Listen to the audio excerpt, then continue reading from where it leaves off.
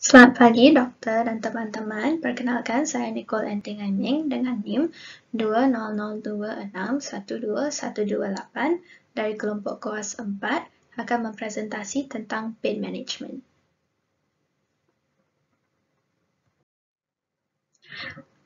Pertamanya, saya akan membahas tentang mekanisme nyeri. Jadi, menurut International Association of Study of Pain, nyeri adalah pengalaman sensorik dan emosional yang tidak menyenangkan akibat kerusakan jaringan. Dan menurut Oxford Conscience Medical Dictionary, nyeri adalah sensasi yang tidak menyenangkan yang bervariasi dari nyeri yang ringan hingga ke nyeri yang berat. Dalam sistem sensorik terdapat eksteroseptor dan juga interoceptor, di mana eksteroseptor adalah respons terhadap stimuli dari luar tubuh seperti sentuhan, bau, dan cahaya. Kemudian untuk interoceptor adalah respons terhadap stimuli yang berasal dari visceral dan juga pembuluh darah. Jadi respons ini adalah seperti nyeri perut, rasa lapar dan rasa kenyang. Sekarang saya akan membahas tentang nociceptor. Jadi nociceptor adalah neuron sensorik yang berespon terhadap stimuli seperti suhu, tekanan, dan bahan kimia dan mentransduksi rangsangan ini menjadi signal listrik jangka panjang yang diteruskan ke otak. Jadi untuk klasifikasi nerve fibers, terdapat 3 jenis serabut nociceptor di dalam tubuh, yaitu nociceptor alpha, beta, dan tipe C. Terdapat nociceptor yang myelinated, iaitu nociceptor alpha dan beta, nociceptor non-myelinated, iaitu nociceptor tipe C. Jadi untuk nociceptor alpha bisa diklasifikasi lagi ke 4 tipe, iaitu alpha-alpha, alpha-beta, alpha-gamma, dan juga alpha-delta.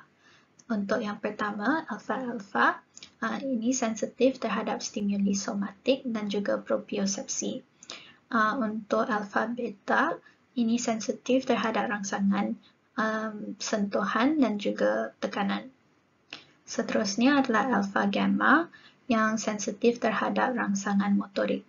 Dan untuk alpha-delta, sensitif terhadap rangsangan nyeri, suhu dingin, dan juga sentuhan.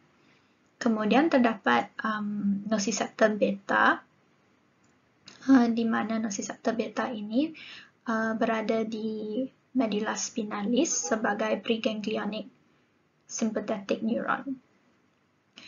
Yang ketiga adalah nociceptor tipe C yang sensitif terhadap rangsangan nyeri, suhu panas, dan juga mekanik. Jadi untuk nociceptor, terdapat 2 jenis nociceptor yang bekerja untuk mendeteksi stimulasi nyeri, iaitu nociceptor alpha-delta dan nociceptor tipe C. Untuk nociceptor alpha-delta yang mendeteksi stimuli nyeri dan juga suhu, alpha-delta ini myelinated dan konduksinya cepat, iaitu 5 hingga 40 milisecond. Kemudian nociceptor tipe C ini mendeteksi stimuli nyeri, suhu, dan juga bahan kimia. Nociceptor tipe C ini non-myelinated dan konduksinya lambat, iaitu 0,5 hingga 2 milisecond. Sekarang saya akan lanjut ke fisiologi nyeri. Jadi saya akan membahas tentang nociception, yaitu respons sistem sensorik terhadap noxious stimuli ataupun rangsangan nyeri. Jadi nociception ini dapat dibagi kepada 4 proses, yaitu transduksi, transmisi, modulasi, dan terakhir adalah persepsi. Jadi dalam nociception, apabila terdapat rangsangan nyeri ataupun noxious stimuli seperti suhu yang tinggi atau nyeri, ini akan diubah menjadi impuls elektrikal pada ujung saraf. Ini adalah proses transduksi. Jadi selepas proses transduksi akan dilanjutkan ke proses transmisi, di mana impuls akan melalui saraf sensori sebagai lanjutan proses transduksi melalui serabut A delta dan juga serabut C dari perifer ke medulla spinalis. Dan selepas itu, impuls tersebut akan mengalami modulasi, iaitu step yang ketiga, sebelum diteruskan ke thalamus oleh tractus spinothelamicus dan sebahagian ke tractus spinoreticularis. Jadi selepas step ketiga adalah step keempat, iaitu perception. Dari hasil dari proses interaksi yang kompleks dari pertama hingga ketiga, iaitu transduction, transmission dan juga modulation, akan timbul suatu perception yang prosesnya subjektif yang dikenal sebagai persepsi nyeri. Jadi, secara ringkas, apabila terdapat rangsangan nyeri terhadap tubuh, akan terjadi suatu transduksi di nociceptor perifer. Selepas itu, impuls ini akan ditransmisi melalui nociceptor alpha delta dan juga nociceptor tipe C ke cornu dorsalis di medulla spinalis.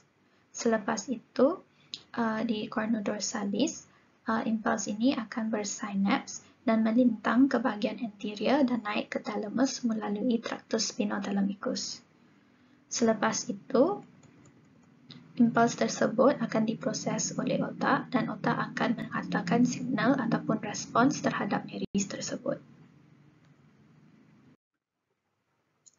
Jadi langkah terakhir dalam mekanisme nyeri adalah respons tubuh terhadap nyeri. Jadi terdapat dua respons, iaitu respons fisiologis dan juga respons perilaku. Untuk respons fisiologis terdapat respons parasimpatetik dan juga simpatetik. Untuk stimulasi simpatetik ini teraktivasi apabila terdapat nyeri ringan, sedang dan sedang. Gejala simpatetik yang timbul adalah seperti peningkatan nadi, dilatasi pupil dan peningkatan tonus. Kemudian untuk stimulasi parasimpatetik adalah seperti muka pucat, penurunan nadi, mual dan muntah. Jadi ini sering terjadi pada nyeri berat. Kemudian untuk respons perilaku terdapat 3 komponen, iaitu verbal, facial dan juga mobilitas. Jadi pada respons verbal, apabila pasien dalam keadaan nyeri, seringkali pasien akan menangis atau tidak berbicara. Dan yang kedua iaitu komponen facial, bisa dilihat dari ekspresi wajah pasien. Dalam keadaan nyeri, pasien akan kelihatan meringis atau menggigit bibir. Yang ketiga iaitu komponen terakhir, iaitu mobilitas. Jadi ini tergantung pada tingkat keparahan nyeri pasien. Misalnya, jadi pada pasien yang nyeri ringan, bisa saja menggerakkan tubuhnya seperti biasa, dan pada pasien yang nyeri berat mungkin saja mengalami imobilisasi. Sekarang saya akan lanjut ke klasifikasi nyeri. Jadi nyeri bisa diklasifikasi menurut etiologi dan juga durasi nyeri. Untuk nyeri yang diklasifikasi menurut etiologi terdapat 3, iaitu nociceptif, neuropatik dan juga campuran. Untuk nyeri yang diklasifikasi menurut durasi terdapat nyeri akut, nyeri kronik, nyeri malignan, iaitu nyeri kanker. Jadi untuk nyeri yang diklasifikasi melalui etiologinya terdapat nociceptif, campuran dan juga neuropatik. Sebagai contoh, nyeri nociceptif adalah seperti post-operative pain, mechanical low back pain dan exercise injury. Untuk nyeri neuropatik terdapat complex regional pain syndrome, trigeminal neuralgia, central post-stroke pain, distal polyneuropathy. Dan untuk nyeri campuran terdapat arthritis, sickle cell crisis, post-herpetic neuralgia dan neuropathic low back pain. Jadi untuk nyeri akut adalah pengalaman sensorik atau emosional yang berkaitan dengan kerusakan jaringan actual atau fungsional dengan onset mendadak atau lambat dan berintensitas ringan hingga berat. Jadi untuk nyeri akut ini berlangsung kurang dari 3 bulan. Seterusnya adalah nyeri kronik, di mana nyeri kronik adalah nyeri yang berlangsung secara menetap dengan intensitas yang berbeza. Nyeri kronik ini muncul setelah fase penyembuhan dari penyakit akut dan nyeri kronik ini akan berlangsung lebih dari 6 bulan. Seterusnya terdapat nyeri malignan ataupun nyeri kanker. Jadi nyeri kanker ini adalah nyeri multidimensi yang terdiri dari perubahan kognitif, gangguan emosi, dan kombinasi nyeri akut dan juga kronis. Jadi nyeri ini disebabkan oleh kankernya sendiri dan bisa juga disebabkan oleh treatment kanker seperti kemoterapi, radioterapi dan juga chiroterapi. Seterusnya saya akan membahas tentang penilaian nyeri. Jadi terdapat 3 cara untuk menilai nyeri, iaitu melalui Numeric Pain Rating Scale, Visual Analog Scale dan juga Wong-Baker-Fisher Scale. Jadi untuk yang pertama iaitu Numeric Pain Rating Scale. Skala numerik ini merupakan alat bantu pengukur intensitas nyeri pada pasien yang terdiri dari skala horizontal yang dibagi secara rata menjadi 10 segmen dari nombor 0 hingga 10, di mana 0 adalah no pain, 5 adalah moderate pain dan yang 10 adalah worst possible pain. Jadi untuk pemakaian Numeric Pain Rating Scale ini, pasien akan diberi pengertian yang menyatakan bahawa adalah angka 0 bermakna intensitas yang minimal dan yang angka yang 10 bermakna nyeri yang sangat hebat. Jadi pasien kemudian diminta untuk menandai angka yang menurut mereka paling tepat dalam mendeskripsikan tingkat nyeri yang dapat mereka rasakan pada waktu itu.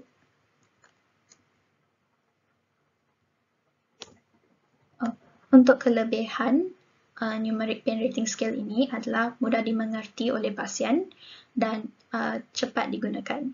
Untuk kekurangannya, tidak bisa digunakan pada pasien dengan gangguan kognitif. Ini adalah klasifikasi untuk Numeric Pain Rating Scale, di mana 0 adalah tidak ada nyeri, 1 hingga 2 adalah nyeri ringan, 3 hingga 5 adalah nyeri sedang, 6 hingga 7 adalah nyeri berat, 8 hingga 10 adalah nyeri sangat berat sehingga pasien tidak mampu berkomunikasi.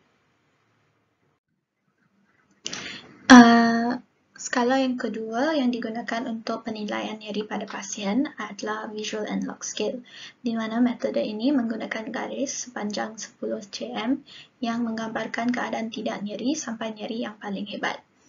DVAS juga menggambarkan 6 ekspresi wajah yang bervariasi untuk membantu pasien memilih intensitas nyeri yang dirasakan.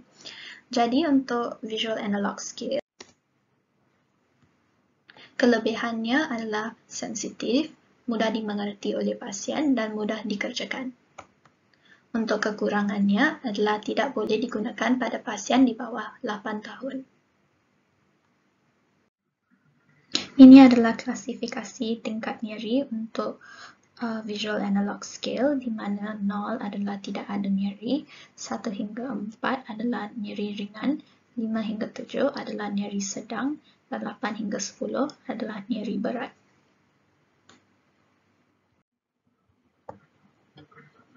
Jadi metode penilaian nyeri yang ketiga adalah Wong-Baker-Fisher Scale. Jadi pasien akan disuruh melihat skala gambar wajah.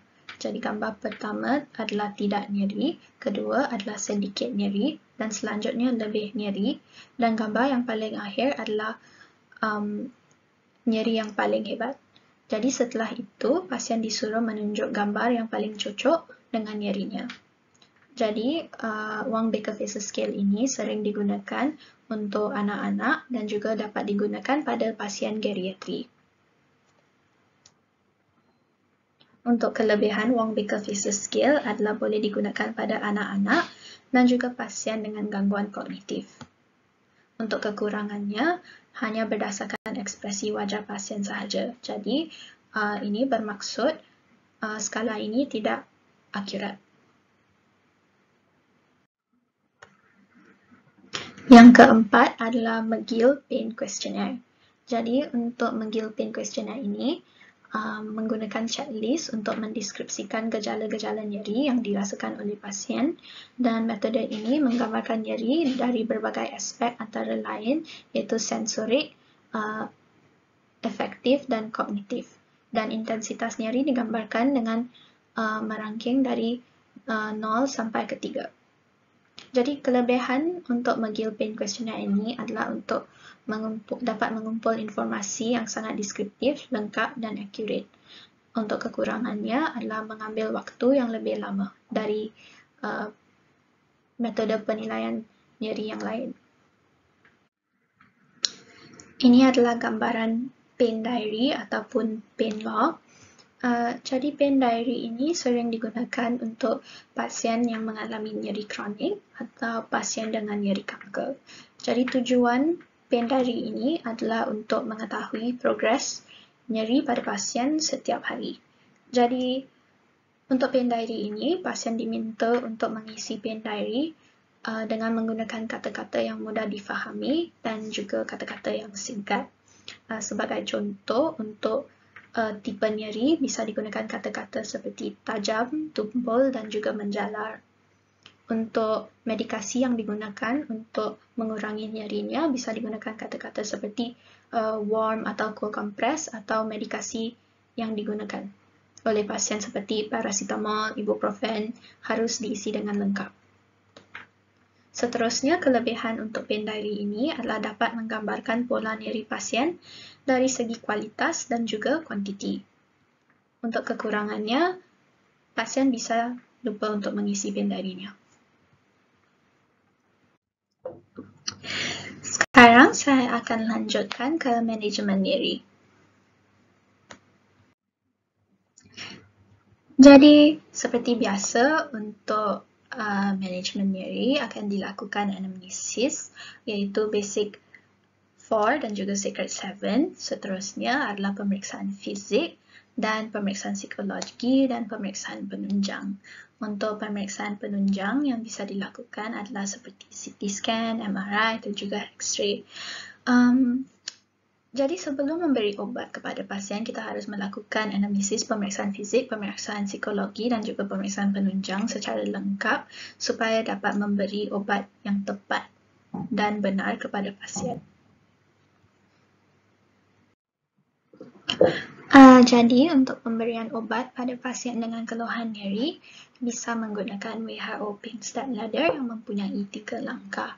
Jadi WHO Pain Step Ladder ini dikembangkan oleh WHO pada tahun 1986 dan mempunyai efektivitas 80 hingga 90% jika digunakan dengan teratur dan konsisten. WHO juga menetapkan 3 prinsip saat penggunaan Pain Step Ladder ini, iaitu by the clock, by the mouth dan juga by the ladder.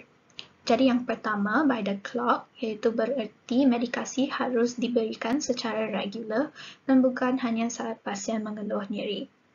Yang kedua adalah by the mouth, yang bererti medikasi sebaiknya diberi per oral, tetapi bisa aja pada kondisi yang tidak memungkinkan bisa menggunakan jalur yang lain seperti intravena. Dan yang ketiga adalah by the ladder, yang bererti medikasi harus diberi sesuai tingkat nyeri pasien dan berdasarkan 3 step di ladder yang sudah tersedia. Jadi 3 langkah yang ada pada Pain Step Ladder. Yang langkah yang pertama adalah apabila pasien mengeluh mild pain, bisa diberi non-opioid medication. Apabila pasien masih mengeluh nyeri, bisa dilanjutkan kepada langkah yang kedua, iaitu moderate pain, di mana pasien akan diberi weak opioid dan non-opioid dan juga bisa diberi adjuvant analgesic. Apabila pasien masih mengeluh nyeri, bisa dilanjutkan kepada langkah yang ketiga, iaitu severe pain, di mana pasien akan diberi strong opioid, non-opioid dan juga adjuvant analgesic.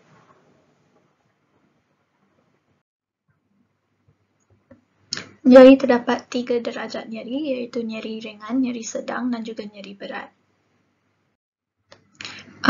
Untuk NSAID yang bisa dipakai untuk pasien dengan nyeri ringan pada farmakoterapi tingkat 1 adalah obat seperti aspirin, acetaminophen, dan farmakoterapi pada tingkat kedua adalah seperti ibuprofen, sodium naproxen, dan ketoprofen. Untuk nyeri sedang, farmakoterapi tingkat ketiga bisa dipakai seperti obat acetaminophen, ibuprofen, sodium naproxen, dan ketoprofen. Untuk farmakoterapi tingkat keempat, jika farmakoterapi tingkat ketiga gagal, NSAID yang dipilih dapat diganti. Pilihan NSAID kedua sebaiknya dari kelompok kimia yang berbeza. Dan untuk farmakoterapi tingkat kelima, bisa dipakai opioid seperti kodin. Jadi untuk nyeri sedang pada farmakoterapi tingkat ke-6 bisa dipakai ubat seperti tramadol, dan apabila nyerinya bertambah berat bisa dipakai farmakoterapi tingkat ke-7 seperti obat morfin, campuran agonis, antagonis, pentazocin dan juga agonis partial. Jadi secara ringkas untuk pemberian opioid, obat opioid yang bisa digunakan adalah seperti morfin, oxycodone, metatodon dan juga hydrocodone.